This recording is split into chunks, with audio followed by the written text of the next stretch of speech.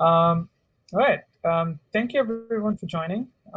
This is a very important topic on data governance with Krista and Daniel from Sensibill. My name is Faraz, and I'm one of the co-organizers here at TMLS. Just before we begin, if you do have any questions, please feel free to ask them in the chat with the queue in front so that we can collect them and then we can address them in the end. And lastly, please do visit our sponsor booths, including Sensibill, who is our gold sponsor, by clicking on the booth icon on the left to kind of learn about the company, some of the roles that they're hiring, but also be and also get a chance to enter in some very cool giveaways. So it's my absolute pleasure to introduce Krista and Daniel from Sensibill. Krista has worked in data, research, localization, and as a product owner for mobile SDKs and APIs for over 7 years. Krista is excited to now be championing AI product management at Sensibill. And then finally, Daniel. Daniel started his career on mobile development 3 years prior to the iPhone and built countless large-scale e-commerce and CMS projects before diving into the world of fintech. Daniel currently leads the data and AI team at Sensibill. So welcome, and over to you both. Amazing. Hi, everybody. Thank you so much for having us today. Thank you to TMLS for hosting this event and inviting us to speak. Daniel and I couldn't be more honored to be here to discuss data governance with you. I personally have been at Sensibill for 7 years and Daniel for 6.5. So we've seen a thing or two from the progression of where we've started as a startup to where we are today. So we are beyond thrilled to share a little bit about our journey, a little bit about some of the things that we've seen and some of the things that we've learned in the absolute hardest way possible. And we're just really excited. So thank you for having us, and let's get started. In summary, today we're going to talk all about things Sensibill, where we are, what we do, all of the things Sensibill. We're going to discuss some data governance and then implementing a data governance framework that works for you. So a little bit about Sensibill. Sensibill offers a receipt and financial document capture component that is integrated into mobile and web banking apps.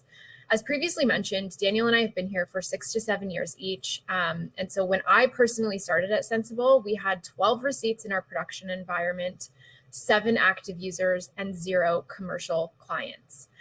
Fast forward to today, we've amassed a database of millions of receipts and transactions from 220,000 merchants worldwide, including 96% of the top merchants in the US. We've extracted more than 6 million unique data product categories from over 30 plus countries internationally. From receipts capture alone, we've gathered millions and millions of data points. So this is the type of data that is not typically accessible to banks based on transactions solely.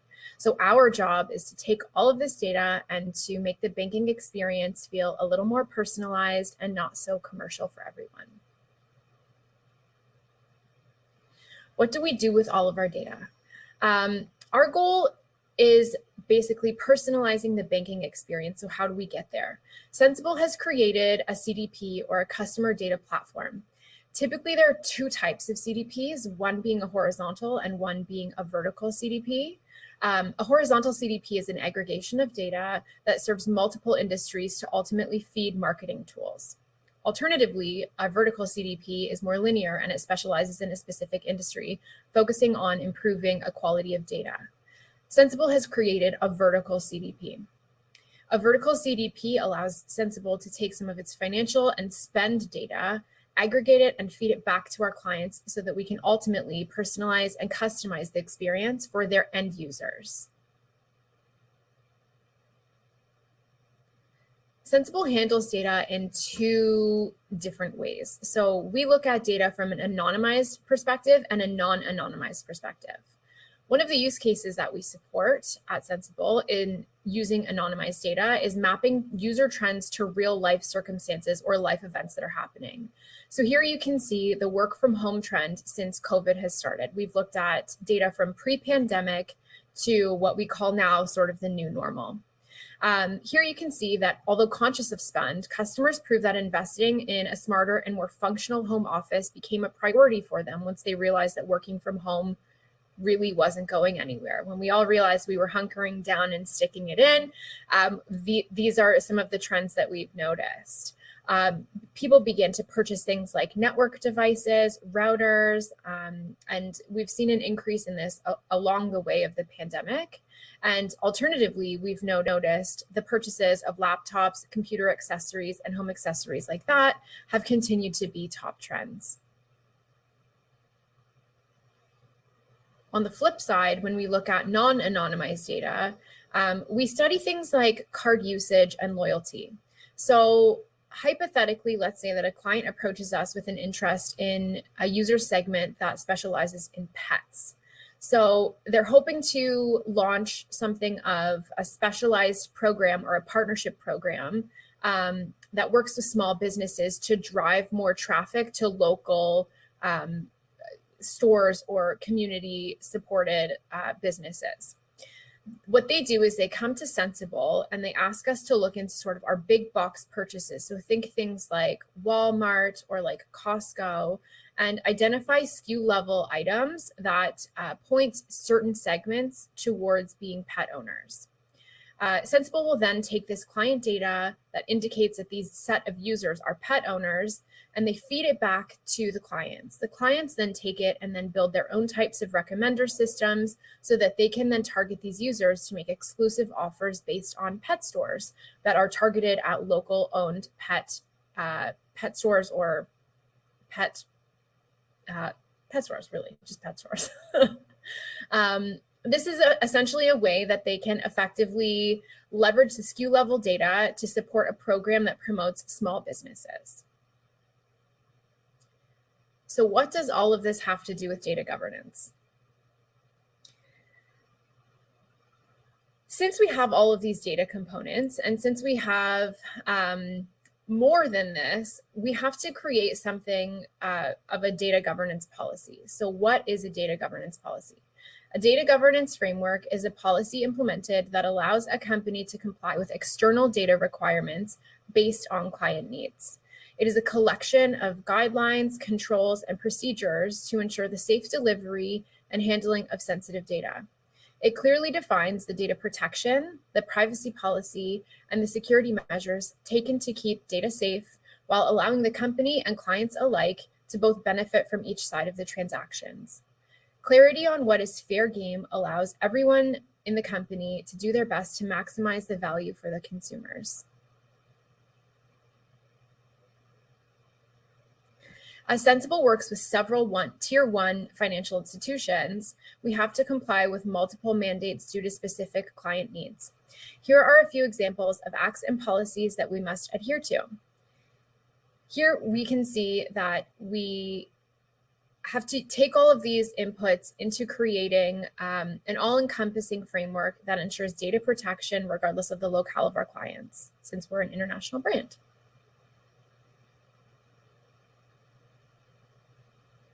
I'm going to hand it over to Daniel here. All right, so thank you very much, Krista, for that great intro on data governance and why does it apply to Sensibill. So I'm going to walk you guys through a few considerations that we had to take to look into before implementing all of the things that our framework contains. So the first set of considerations really is compliance. So compliance is key. Sensibill works with banks, and we host a lot of sensitive data. So there was not a possibility of not fully complying with everything that was required on our policies. And if you think about banks, banks are pretty great at compliance. That's probably what they do best. However, to banks, that come at a cost of speed of innovation and speed of delivery. if you ever work with a bank or if you're being a client from a large bank, you can see that they are notoriously slow to deliver new products and to react to changes in market. And one of the reasons that they are slow is that they actually get all of their data. They put their data in many safes, and to get access to each one of these safes, it just takes a while. You need to go through many meetings. You need to get buy-in from many stakeholders, and even once you do get that buy-in, that's likely just for one access. If you need recurring access, it's even harder. And that is something that we definitely needed to avoid. Sensibill is a startup, so we need to move like a startup. A lot of our role is precisely to bring innovation to banks. So it was a key consideration for us that yes, we must absolutely be compliant, but we want to reduce overhead as much as possible. There is just not part of working on a startup that you want to say, well, I want to fill forms all day. That's really not a possibility. And it was also super important for us to find ways to move faster without finding shortcuts. There are plenty of examples in the industry of shortcuts of people that say, well, we're compliant, but when you look under the hood, the practice is not exactly where it should be, and we needed to absolutely be compliant with top of mind. Um, Another set of considerations, well, as a team lead, as a team manager, I really wanted to reduce cognitive overload. And I definitely am aware that a set of complex rules will make it very hard on team's efficiency. So if I tell the team, well, this part of our data behaves like this part of our data behaves like that, is going to be very hard for them to follow and to be able to do their jobs in an efficient way. So what would happen is that they would stop all the time, ask the managers, consult our contracts so that we could validate. Even if we consolidated all of the rules coming, all of our clients in a document, well, as we sign new clients, as they may come with more requirements, uh, these rules will just keep changing. So making the team have to keep all of those considerations in mind was definitely something that we did not want to do. The other important consideration is that machine learning is incredibly creative work. You have to look into the data, you have to look into papers, and you have to understand how may you fit these new discoveries that are made every day to our system. And there's already so many constraints in software development. You have to consider you always are pressed for time, you always are pressed for resources. In the data world, we're pressing for data and for label data. So I really did not want to have more things on the team. And I feel that there's something very liberating in telling the team, well, this is the data, just do anything that you want with it. It's all fair game. So in order to get all of these considerations applied, we decided to recodify our data governance framework. Um, let me walk you through our data pipeline, and I'll explain what we mean by codifying our data governance framework. So our pipeline, well, of course, funnels from left to right. So we start on operational storage. So we have our database and object storage, and then we funnel into our data lake. As you can see, our data lake is split into three layers: bronze, silver, and gold. The concept of these three layers, it comes out of Databricks multi-hop architecture. And essentially, you have the bronze layer that is your very classic data lake. You just have pretty much the only constraint to get data into the data lake is that it's easy and we're guaranteeing uniqueness. After that, you have the silver layer. At the silver layer, that's when you will apply some business rules, you will do some normalization, you may add a few other things. And in our case, we decided to split our silver layer into two. So there's also a data segregation component for the private and the client lake. I'll come back to that in a second. So after the silver layer, we have the gold layer where we have enriched data, um, where you may have user insights and aggregations. And that, on our case, also has some live databases to support further downstream applications. So let me come back to the silver layer because that really is the key of the implementation of our data governance. As we analyze all those further downstream applications, what we realize is that the vast majority of the machine learning work that we had to do could be executed with anonymized data. And because of that, we decided to split the data lake because now we can spend most of our time working on an environment that has a much lower set of constraints. Let me give you an example of what I mean by these constraints. So a key job to be done for our team is to enrich data. So we execute something that's called entity linking. Entity linking is just a fancy way to say that we have to match that label on the receipt. So in this case, APPL H11 to that huge product catalog that Krista mentioned in the beginning. We have over 400 million items on our catalog. And in order to do that, we need a few things. We definitely need that label, APPL H11. We probably need the labels around it. So we'll need the item price, the item SKU if available, perhaps the items above and below. And we'll also need the store name. Because if we know that this receipt was purchased in a farmer's market, well, then that's easy. We know that at a farmer's market, you likely bought Apple Honeycrisp. If you bought it at Best Buy, well, you definitely bought an Apple iPhone 11. And if you bought at Costco or Walmart, then, well, then we'll have to work a bit more on how to discover that. But that is a huge part of our work at Sensibill, and this is some work that can be done in a completely anonymized manner. So since we realized this, what we executed was that as we're loading data into our pipeline, as we're loading data from the bronze layer into the silver layer, we decided to do a first step on this load here of actually segregating data and having a bucket that only contains anonymized data. And what we do when we're doing this load is that we're stripping any personal identifiable information. So we're stripping the shopper's name, if we have it, the shopper's address, which will be common on an email receipt. We may have the full address of the shopper, and any other source of data that may be considered sensitive. Um, and that means that we actually load all of our data into an anonymized framework. And on this private lake, because we cannot go back to the user, we cannot find things that are not appropriate of our data, it allows us to be fully compliant with all of our data governance requirements, but with a much lower set of constraints. I can allow the team to do experiments, to test machine learning frameworks that are not necessarily explainable, and all of that is fair game. And once we have all of our line items properly classified, we can now start enriching the data and we can generate the barcode report. So the analysis that Krista presented earlier on the consumer spend on electronics throughout the pandemic is just a great example of something that can actually be done in a fully anonymized way and still present some great results. And it doesn't require us to know who the user is. It requires us to know the timestamp. It requires us to know the stores, perhaps, but nothing else. So that's an example on how we use this private lake to accomplish this objective.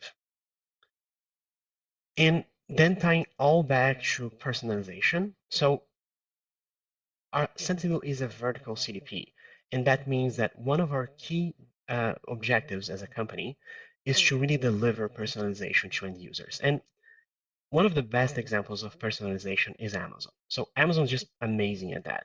So Amazon knows that I like cooking because I keep buying cooking supplies from them.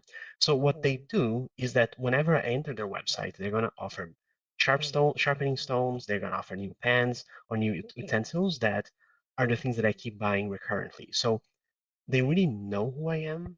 They know the things that I like buying, and therefore their website is tailored to me. The experience with bank is really the opposite. Like banks know my age and they send a credit card based on my age pretty much. What they should do is, well, they should look into all my personalized data and they should see that, well, if I like cooking, I should probably offer Daniel a line of credit so that he can renovate his kitchen. That's likely how Daniel will actually become a faithful customer. And following the path that we have with our data lake segregated into the private lake and the client lake, we can do the large majority of our work on that private lake and then combine that with our client lake when we have identifiable information to actually build user segments and build a profile that's rich, all the while allowing the team to work most of the time in an environment with far fewer constraints. So just to sum up this presentation, our core recommendation in order to make data governance congruent across the entire org is make compliance easy by making it simple for your team. Simpler is a lot safer. So you're not relying on individuals to actually make sure that they are abiding by every rule. You're putting a system in place that makes it simple to do so that people don't have to find any shortcuts with quotes. And that's to me how you actually achieve congruence because most of the team can do most of their work without going through extra hoops. And the key thing that we did for us was to use our domain knowledge to find the real shortcuts that could actually be done.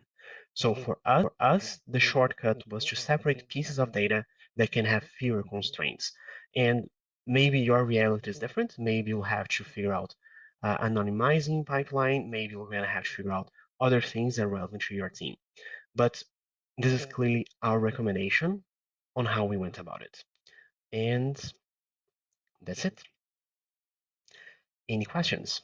Hey, thank you so much for a very wonderful presentation. I found it fascinating that on your research that people were buying printers and fax machines. I haven't had a printer in almost a decade now, so so that's interesting that we're working from home and now need a printer now. All of a sudden, that was interesting. Sorry, you were going to say something? No, it is fascinating.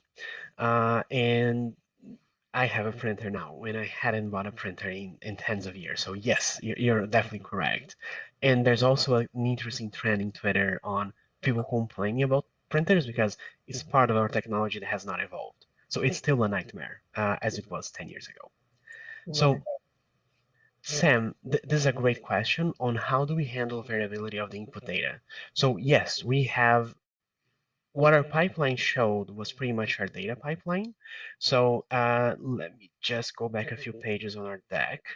So as you can see on this page, what you have before that first arrow is that what we have, what we call our extraction pipeline. So as part of our extraction pipeline, what we're doing is that we're making unstructured data structured. So our journey to anonymize is a lot simpler because of that first pipeline.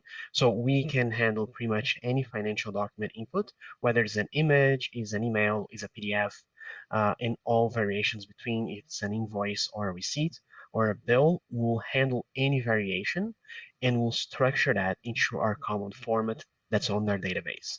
So for us, that structuring step allows the anonymization to be a lot simpler because then we know how the data will be there and where the sensitive pieces of data are. And there are actually quite a few companies that work on anonymizing unstructured data. Okay, cool. I did have a question as well too. So you had mentioned about the company working with different regions across the world, from Canada to Europe and etc. And that obviously comes, as you mentioned, with different regulations from GDPR to PIPEDA. How do you, or do you regionalize that based for the specific framework requirements for those countries, and kind of at what stage? Like, do you do that in the bronze stage, silver, gold? Would love to hear your thought on that. The first stage of the pipeline is Krista and the product team spending a lot of energy consolidating all of that. And that's why the framework gets complex, is because yes, we will have different requirements from one or the other clients. In all honesty, the way that PIPEDA and GDPR are structured, they are actually quite similar in the end. So we have fewer variabilities from one geography to the other. It, typically one or the other may be more constrained, and that will force us to have like a more constrained one. But the bigger variability that we may have is from a client to client basis, because our clients don't go just by what's written. They may have their own constraints. They've been doing compliance for decades, the banks, right? So they may have more of that. And what we do is that at every arrow that you see on this diagram, we're going to have to apply specific client constraints if they exist. So there are clients. So the main storage of the bronze layer, it's well, we there's very few people with the key, so it's easier to apply compliance. We apply compliance by restricting access, but further down we may have restrictions based on this client or that client. Interesting. That's great. Check it. Krista, you wanted to say something? I was just, yeah, you summed it up. I was just going to say, like, we have limited access for certain people that can touch certain components of the data. So like our data scientist has more access than other engineers would, or the data team that has to go in and work through some of the ML models or annotations or things like that. There's just different sets of access that we allow and that we permit. And then, yes, the other thing that you were saying, Daniel, I was going to mention too, just how from client to client it varies. So what we do in that under those circumstances is we follow the more strict policy, and then everybody will adhere to it. Interesting, yeah, because I would presume that the team has to take into account like government regulations and also internal bank regulations too. So you're taking into account both. Absolutely makes sense. Yeah. There's two questions. So from Sam, there's also a restricted access to the private lake and the client lake. So it's not that it's free flowing. So the errors are rare because of our classification step. The typical error will be that we didn't classify something. It's very, very, very rare that we may have a username that was misclassified as an item label, and that's how it could show up there. Those are very rare, but again, we also have limited access, and we output with a lot of caution what get out of there. For Camel, what we use to catalog our data. Are you asking for a database, types of databases? We are on AWS, so we use pretty much anything on the AWS stack. Either a DocumentDB or Aurora, those are the most typical solutions, but I'm not sure if that's the question. And just ask anything else and I'll answer. So for Said, so what is the source of our data? So Sensibill partners with banks to get our data. So a typical journey, for instance, with Chase, which is our largest client to date, is that we are actually an option. So we are a feature on their mobile banking app. So our feature on the mobile, and therefore the users submit their data. And that's most how we have. We also have partnerships with accounting firms, and that will have data from SMBs. Camille, on your question on tooling, yes, it's glue all around. So all of these arrows are effectively glue jobs where we apply all the business rules.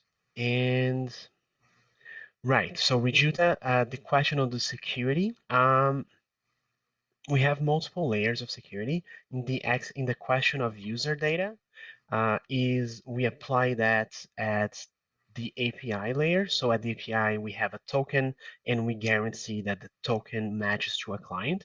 And so pretty much we always maintain the constraints of the client on our data so that you cannot access the data from others' clients. So we host the data from many, many banks. And in order to avoid any issues, we always have a double check. So we have always checked that not only you have the correct user ID, but the correct client at all steps.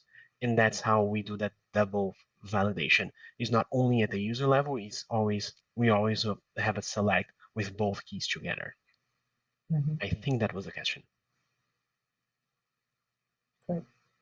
I do have another question as well too. So when you're working with kind of large enterprise level financial clients with kind of different teams, and I think you mentioned this at the first few slides. Like when you're working with different teams, like getting the buy-in for the governance framework across different teams. I'm sure that's going to be challenging. Like, what have you seen, kind of some of the ways that you've dealt with it?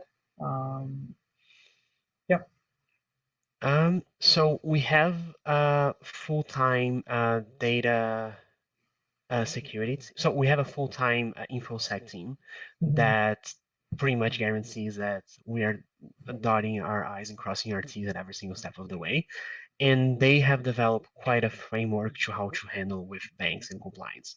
So what it does is that, well, when we have an onboarding that typically have forms with 200 questions, and we answer everything that we do.